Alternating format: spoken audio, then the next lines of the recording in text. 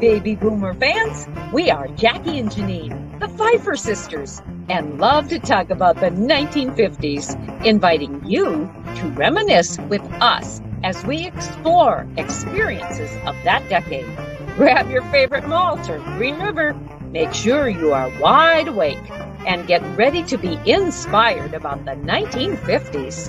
Welcome to the 1950s Fun Chat. Hello, everyone. Thanks for joining us. We're just delighted that you choose to hear more of the stories of the 1950s. And holy smoke, Jackie, this is number 152 in our storytelling, or helping, not our storytelling so much, but helping others tell their stories of the 1950s, or those influences of the 1950s who had such an impact on the younger folks, perhaps in our children's generation and beyond. So Jackie, where can you take us from here, please? I will just make mention of the purple banner below. Please go to that www.whilethewindmillwatch.com. You'll find all sorts of information about the book, about the authors, and about the 1950s Fun Chat. You'll be able to see all previous Fun Chats if you choose. We have a variety of topics that are interesting and educational. Note in the upper corner of my screen, you'll see the book, the 1950s Fun Chat, While the Windmill Watched, a slice of rural America in the 1950s, which is the impetus for this Fun Chat. So on with the show.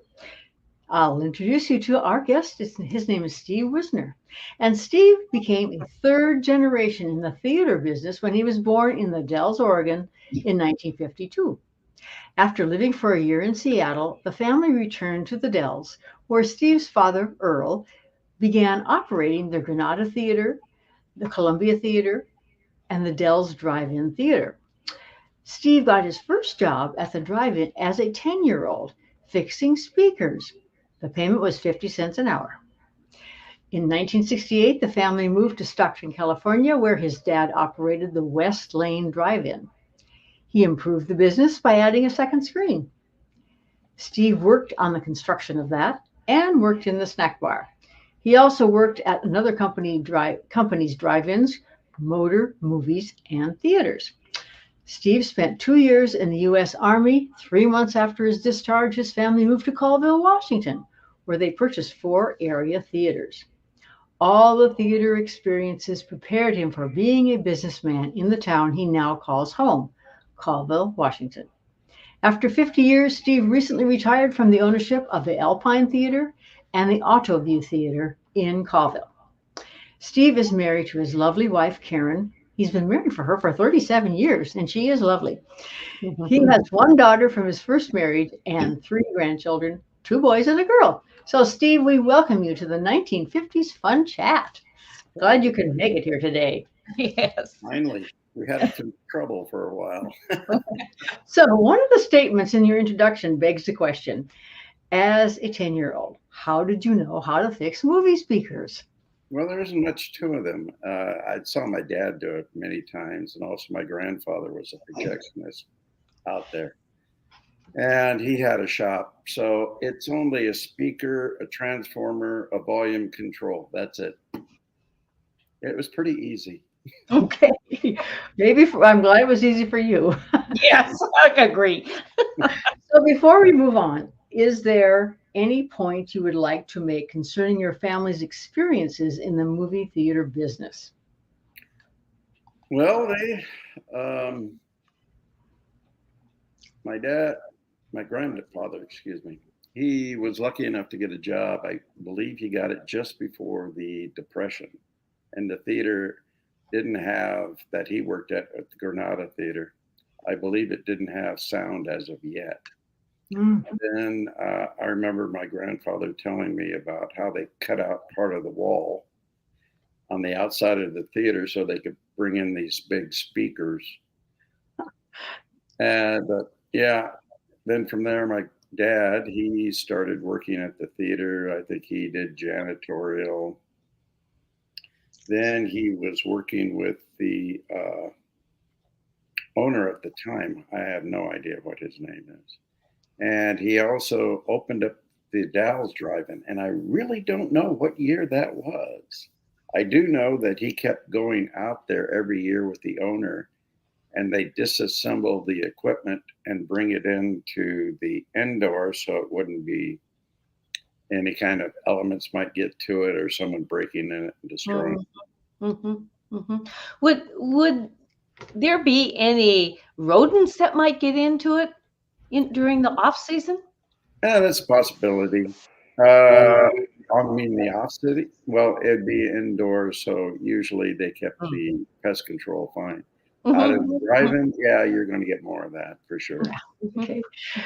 So, Steve, what is the strangest or the funniest or the most dangerous situation that you can recall in the many years of your theater managing business, or even before then?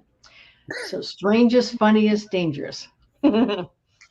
Dangerous? That was at the West Lane Drive-In when my dad and I were putting up an American flag that's supposed to go for the fireworks show. Yeah, that was fun.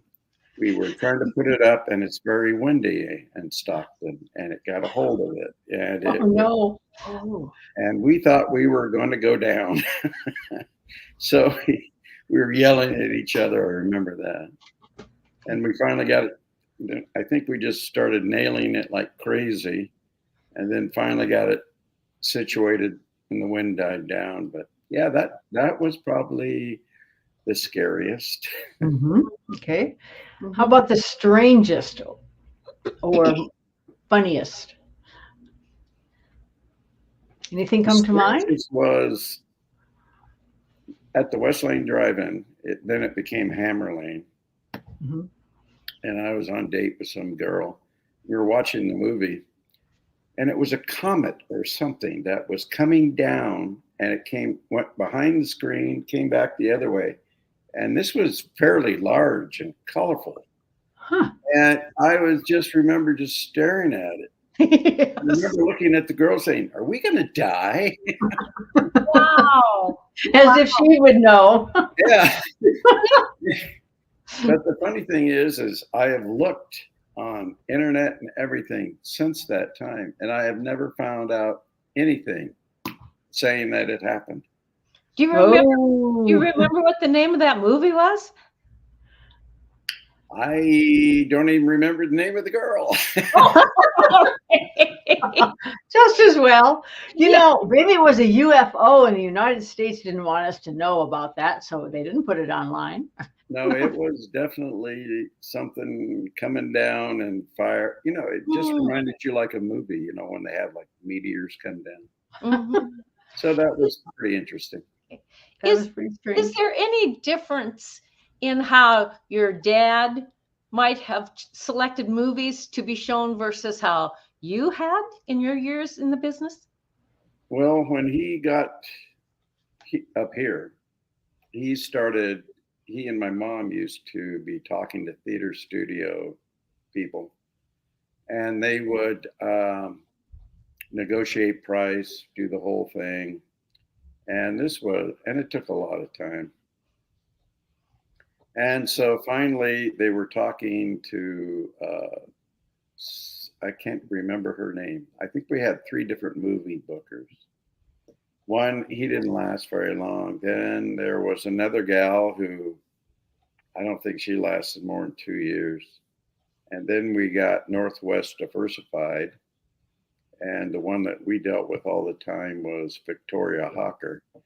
And she is actually, that's been over 30 years. And she's still doing it for the new owners. Okay. So you kind of go through a broker then in order to get these films?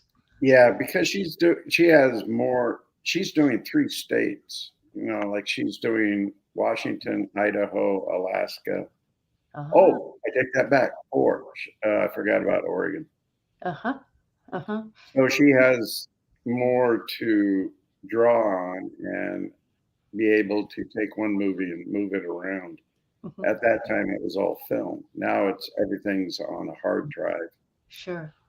Is there ever a time that you wanted a movie to be brought into your theaters and it just wasn't available. It was all out to other theaters.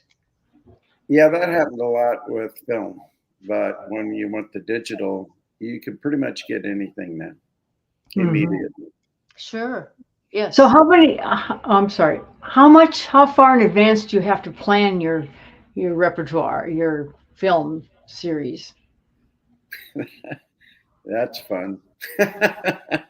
It's probably months, huh? Well, sometimes they want too much of a percentage. Like back in the late 70s, early 80s, film was going at 90%. 90% would be going to the theater companies, 10% would be going to us.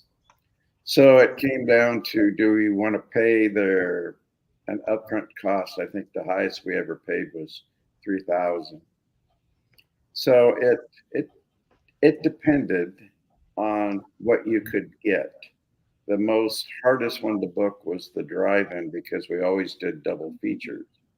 And some companies won't have another movie company play with their movie. They have two movies from the same company. But it's also better for us because we're paying a lower percentage. With the admission price, do you recall what an admission price to a movie, say an indoor movie, would have been in the 50s versus now? I've been trying to remember that. And I do remember in the early 60s, the independent people would come up and they would advertise it on TV, and then they'd show this movie everywhere, which the big film companies really didn't do at all. And I think it was 50 cents for everybody to come in and see the movie. And let's say this is 1960. And I remember people just bitching and moaning about how much that was. A little kid is worth 50 cents. So it was probably less than that then. Well, I've had people who are a little older than me say that, we used for 25 cents, we could get a movie and a bag of popcorn. Yep. So I remember 10-cent bags of popcorn. I do remember that. Okay. And so 50 cents probably did seem like it was a free. Yeah, it probably was. And so tell the viewers what it is today, or at least it was when you retired. When I retired, well, we have decided we could hold the price, but then again, if anytime we raise the price for a ticket, we're just giving the film companies more money. That's true. Yes. So we decided to just keep it at $8 for adults. No, disregard. I cannot get that out of my mind. $9 for adults, $7 for kids, $7 for seniors, and on bargain day, it is $5 all day on Monday only. Do you find that your traffic really increases on bargain day? Oh yeah, especially at the drive-in, because we have $10 Carload Night. So then you increase the price of the popcorn in order to make money, or what? Like everything else, prices skyrocketed, and we always kept it fairly reasonable. And then we got to the point we had to raise it much more than we ever wanted to. Sure. But I was surprised no one complained. Well, you're the only gig in town. So we just think, okay, there you go. And so, but then again, they're getting such a good deal at the drive-in. It's $7 for adults, $3 for kids, and $10 on Sunday night for Carload Night. Wow. Yes, that is. Do you show different types of movies at a drive-in theater versus an indoor theater? Well, kids' movies do much better out there than they do indoors, because they don't have to pay for as much. Sure. Horror movies have never done really well, except maybe back in the 70s and 80s. And then for some reason, they just kind of died out, at least for us.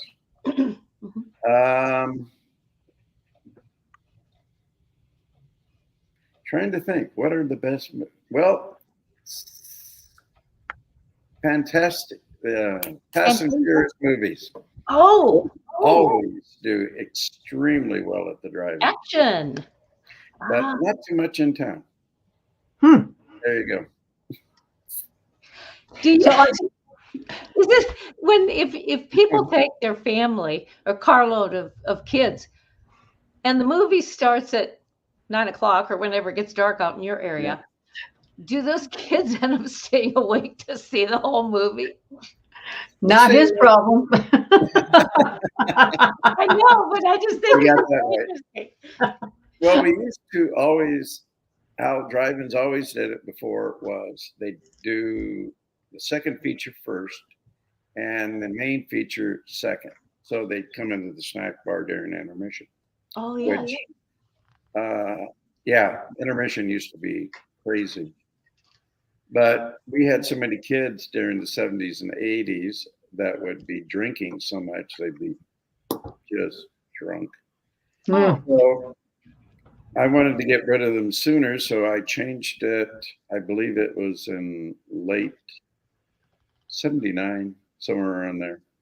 We changed it and started doing the first movie first, the main movie feature first, and then the second feature last. And that's when we started doing PG, PG-13, then R or PG-13. Whatever was the lowest rating went first. So if there was a situation with alcohol with a lot of the moviegoers, did you find a lot more trash that you had to pick up? Bottles, beer cans, bottles? Oh, yeah. Okay.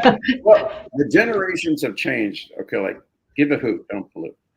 To give you an example, I used to clean the drive-in out there, and it took me literally 3 hours or more to pick up all this trash. And now, even now, as in these days, it takes maybe 15, 20 minutes. They actually take everything down and put it in the garbage cans.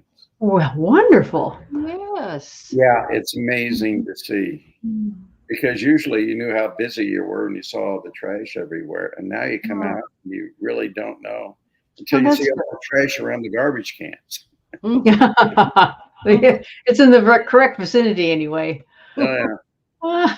Steve, do you remember the first movie you ever saw? No.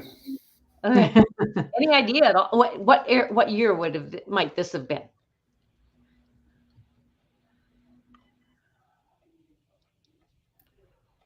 I couldn't tell you. Okay. I have seen so many movies. So I have a comment about the movies that have been brought here. We're very lucky to get first run movies here real often. And do they cost more if they just like last week, this one was out in theaters nationwide and you get it the next week? Yeah. It costs more. Actually, you pay a higher percentage, but nothing, thank goodness, that it isn't like it used to be in the 70s and 80s. They've cut it down by a lot.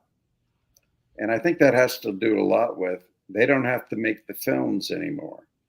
Because making a movie, just one print would cost them $5,000. Yes. And then also it became better for us too, except for the initial cost of, that's why so many theaters took a dive when we went to digital. It's also how we lost even more drive-ins because they couldn't afford the new equipment. But for shipping, it went from a movie would be from over $100 to $150 to ship to us, and we'd have to ship back. Wow. To $20. Mm-hmm. Did the company to whom you were returning the films, what if you had problems showing the films? What if did you ever have to splice or whatever and then how did the film company then have to review each and every film you returned to make sure it was still 100% quality? No, you usually call them up if something is really bad, and they'd send you a new print, or you'd have to go to like Spokane. They had people that would actually bring prints to you that they were independent. They'd pick up a print somewhere and bring it to you when they were done. Uh-huh. Uh-huh. Is a movie marquee with the lights flickering outside the theater, is that kind of a thing of the past or not? Is it still up there? Oh yeah, only on the old theaters you see it. Uh-huh.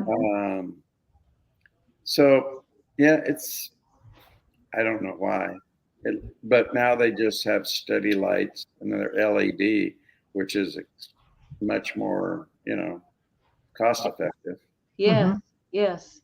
So we mentioned how many drive-ins in the state of Washington, how many drive-ins that you know of are yet left in the United States? I believe it was 5. Five, I think. I didn't earlier. I think it's around 500 something. So 5 in the state. Over 5,000. Okay. Could you repeat that again, please? Well, now there's about 500 and something, and during the heyday, it was over 5,000. Wow! And 5 drive-ins in the state of Washington yet. Yeah. Oh yeah. Yeah. There's 4 on the eastern side. I disregard 4 on the western side, and just the Autoview here on the eastern side. Do you find that Washington is unique in the number of drive-in theaters they have? It just seems like we don't see hardly any around in Iowa, at least that with which I'm familiar. Yeah, I think it's more of anybody who wants to do a drive-in, they'll watch Twister and change their mind because you live in Iowa. And it might be coming right at you while you're watching it. But otherwise, well, it depends upon the land too, because the land has become. But then again, it depends upon where the land is at, because when the drive-in started going down, which was in the early 80s, and it was just immediate. And what came along at the same time was video stores. Oh, yes, yes. Because the drive-ins immediately, they were always the B-movie type thing. And they just started dying out immediately. Mm-hmm. And the only way we kept ours going is I told Earl that we have to do it instead of doing it. I think we used to do it 4 or 5 days a week. And I said, we got to just go to weekends and we got to show first run movies. Otherwise, we might as well just shut the doors. Mm-hmm. And we started doing that. And within the next, I think it was in a couple of months, it started slowly going up. And then the years after that, it actually started growing even more and more and more. Nice. It's really a wonderful business. Yes. Did you be flexible? Did the drive-in theaters that you or your father had owned, did they ever offer church services, drive-in church services on Sunday mornings? No, but we did do it during the pandemic. Good for you. Yes. They wanted to have it, and we did that. And I remember I can't remember what they were paying me. I was only charging them maybe $100. They use the electricity or whatever. Mm-hmm. Mm-hmm. And I remember the last time they were there, I said, nah, you don't have to pay me. And they gave me a check anyway. Oh, that's okay. That's nice. Yeah. Well, obviously I didn't cash it because by next, I think it was winter, I put on the jacket and I had a check in there that was theirs. So I didn't charge it because it was really They were very clean. They picked up after themselves. They did it well. They're very nice. Mm-hmm. Yeah. Did you have the concession stand open? It wasn't that kind of a church. Yeah, we were selling holy water. Yeah. There you go. You missed that. Yes. I remember the types of speakers there were. Not that we went to very seldomly to the movies at all, but I do remember having gone once to a drive-through. Mm-hmm. And I remember that big speaker. Is that kind of what you still have today? Has that style of those equipment? We sold off a whole bunch to a guy who was going around to different drive-ins, and this was 25 years or more ago. And he came up and he bought all the ones that we had, or almost all of them. And he was showing me the different styles that I didn't even know. They had triangle ones, they had round plastic ones, and but for the sound quality, they weren't that great back then. Yeah, but now, like the drive-in here, it has AM radio, which we still have, and then we upgraded to FM stereo, which is much better because most cars have at least 6 speakers in their car themselves. Mm-hmm. Mm-hmm. So it gives a great more better quality sound, more like an indoor theater. Yeah, you just turn on your radio and there's the sound. Yep. Do you find that you draw a lot of convertibles when in your drive-in rather? No, not really. But that was more in the 50s. Yeah. Mm-hmm. You don't see a lot of convertibles around here.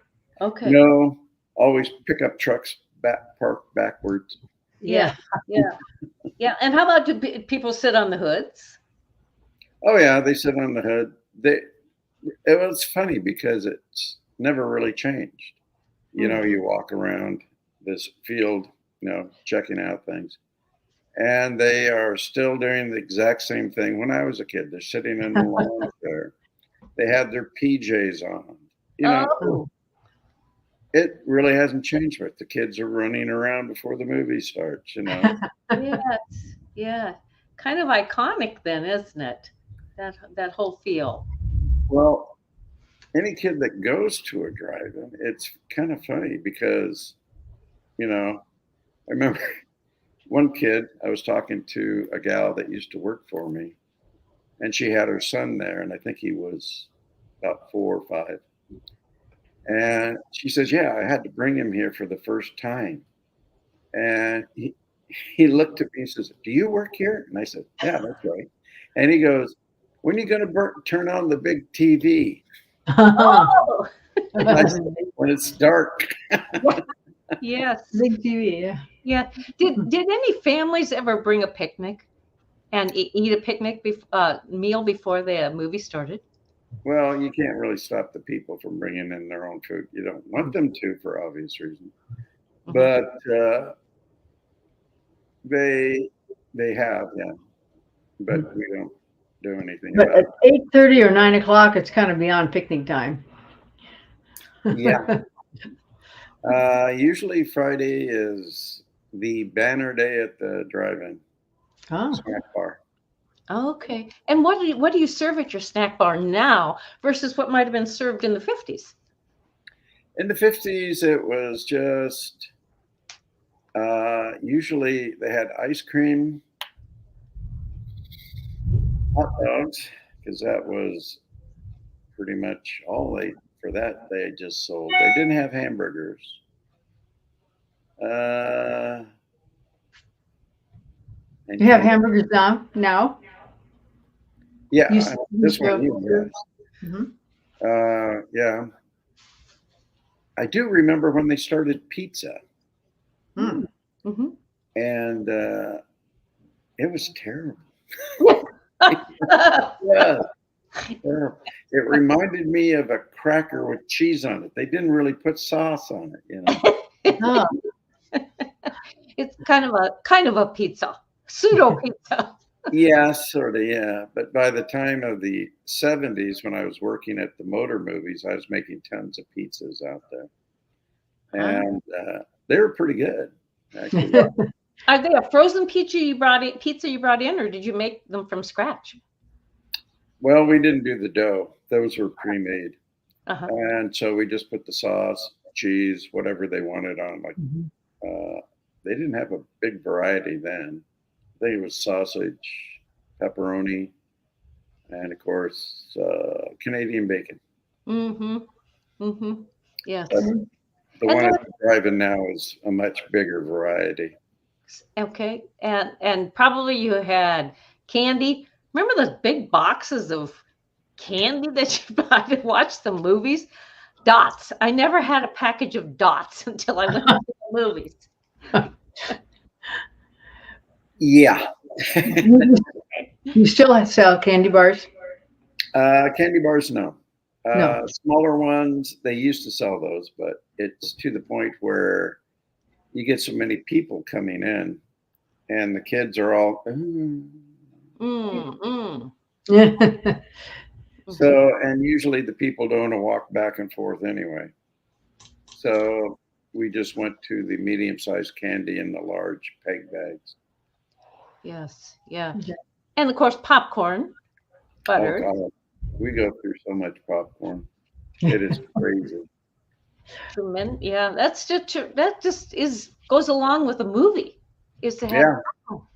You know, that popcorn is just all American, kind of like apple pie. And pretzels. And pretzels. Nachos are a huge thing now. Yeah. Do you offer walking tacos then if you have nachos? I beg your pardon? Walking tacos. Have you heard about? Walking tacos? Walking tacos.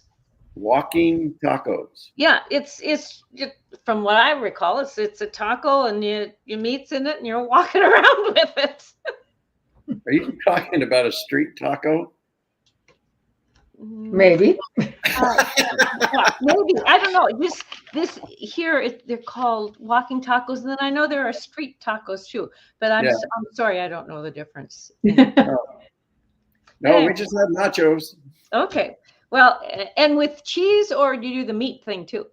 No, we do the cheese, and I think we put chili on it too. Oh yeah. And jalapenos. God, jalapenos are crazy. Oh. 200 on the pizza, hot dog, hamburger. Yeah. Yeah. Back in the 50s, thinking of flavor profiles, would you have even considered the need to have jalapenos around? No. Yeah, I don't think so either. Our taste buds have changed, or our flavor desires have changed in that time. We've been introduced to different flavors, and so that's why they're wanted. Steve, let's go back. Can you give everybody a history of the time vaudeville stopped and talkies started, and silent movies started, and then talkies started? Do you have any history of that in your head? Well, it's kind of funny. After I'd been doing a little research, found out that they were, of course, vaudeville, everybody was going to, because, you could hear people sing and dance and whatever. And on the movies, of course, you could see these stuff. And if you couldn't read, it kind of made a problem. But they had guys that would be taking their equipment around, and they just put up a big sheet. And in the sense, that was kind of like a drive-in. Yeah. And when it was, raining or whatever, they'd find some dance hall or something, put up a sheet, and they could do the same thing in there. But still, that would be a great attraction.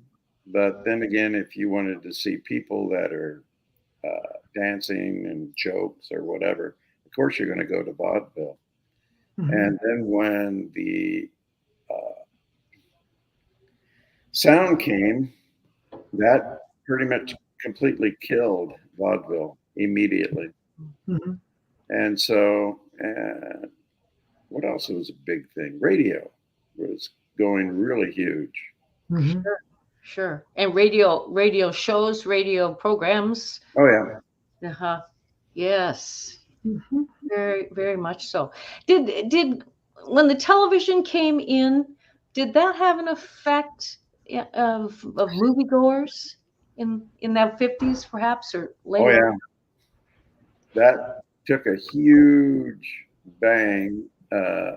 My dad, because he worked in the Dalles, they couldn't get TV reception there. Oh. Uh-huh. Yeah, it was great. So they had the two theaters, and they had the drive-in, and the theater company was Sterling Theaters, which actually is still around, but it's called Sterling Realty Association now. And so I remember my dad and a friend of his were talking about one guy who was managing a theater somewhere. And he answered the phone and says, "What do you got playing tonight?" And he told him what it was. And he goes, "Well, what time does it start?" And he says, "What time are you going to get here?" Oh. And he was not kidding. Uh-huh. It was really that bad. It killed a lot of theaters. Yeah. Do you, let's see, I lost my train of thought. Oh, do you find that you bring in movies because of viewer suggestions to you, or you just kind of know what you want to show at your theaters? Well, a lot of people, what was the one that people wanted to see? And it was about, what was the name of it? Too many movies in my head. Mm-hmm. It was about the kids being kidnapped. Oh, the back in the 40s? No, it was child kidnapping something. Anyway, it was one I didn't want to watch. Yeah. And my wife and I were thinking, we're not going to get it. And then finally, my booker's saying that everybody's showing this. You got to play this. And I think we had it for almost 3 weeks, and it was phenomenal how well it did. But on other movies, it depends, because Colville is, I don't know really how to say, we're not prejudiced, but certain movies don't do well. African American movies tank every single time. And it's gotten worse over the last few years. So, well, you have to read your audience, and that's what he's been doing. And go from constantly, and change and be flexible. Yes. Yep. Yes. But I have to go back to the 1950s again. The kinds of cars, the kinds of cars that were driven then. And it almost, I would have thought that at a drive-in movie, it was probably like a car show. When you had all these beautiful colors of cars and types of cars. And was it in the 50s, did you find more that it was a family mom and dad bringing the kids to the movies, or was it more couples, or versus now? Everybody. I do remember that the high school cars back in the 50s, because in my era, it was jacked up in the back. Oh, yeah. Is that called the opposite way? And we just remember seeing them dragging their bottom on the ramps as they're going up, Yep. But yeah, the kids would, be gunning their cars like usual, or you just see, well, that happened a lot. Was you wonder how they can see anything in the movie because all their windows are fogged up. Perhaps watching the movie wasn't the goal. No. So do you spray out there so there are no mosquitoes when people are sitting on the hoods of their cars? No, there's the. You don't have mosquito problems? Yeah, you do a little bit, but not as bad as it used to be, because right behind us, Gary Clouser built a house and he built it back farther. Then he sold it to somebody else who did some more. And for some reason, the mosquitoes started to slowly not be as bad. I don't know if he was spraying or what, but it helped us quite a bit. Good. Good. Well, viewers, we have been chatting with Mr. Steve Wisner from Colville, Washington, and the legacy in his family of owning drive-in theaters and indoor theaters and the metamorphosis of all of that chatter in between time. And so, Steve, we thank you for this history lesson. It's been so fun to reconnect with that time in our lives, and now what's happening with this same type of business. It was wonderful. Thank you very much for being Thank you for your time, Steve. And viewers, we want you to. Funniest one? Yeah, what? Sure, go ahead. Okay, it was busy night. I'm walking through with my flashlight. And I saw these two girls get out of the car. They run around to the back and they open up the trunk. And this other girl's getting out. And I'm walking up and I'm just standing there watching them do this. And she turned around and looked at me, and like every high school girl, I'm so sorry. Oh my God, I'll never do it again. I'll pay you right now. And she started going to her purse. And I am laughing. It was hysterical to me. And they're all three of them are just, is something wrong with this guy? So when I looked at her and I said, do you know what date this is? And she goes, no. And I said, you could have had your car full of everybody in the trunk. This is Carload Night. And then I walked away. The joke is on them, huh? Yeah. Well, good. Well, at least that had to be the funniest I can remember. Good. Okay. Yeah, I bet that really is imprinted in your brain. Jackie, how can you close our chat today? Okay, well, viewers, thanks for joining us. Don't forget to check out www.wildthewindmillwatch.com. And until next time, tell your friends, even your relatives, about the 1950s Fun Chat. Until next time, toodaloo. Bye-bye.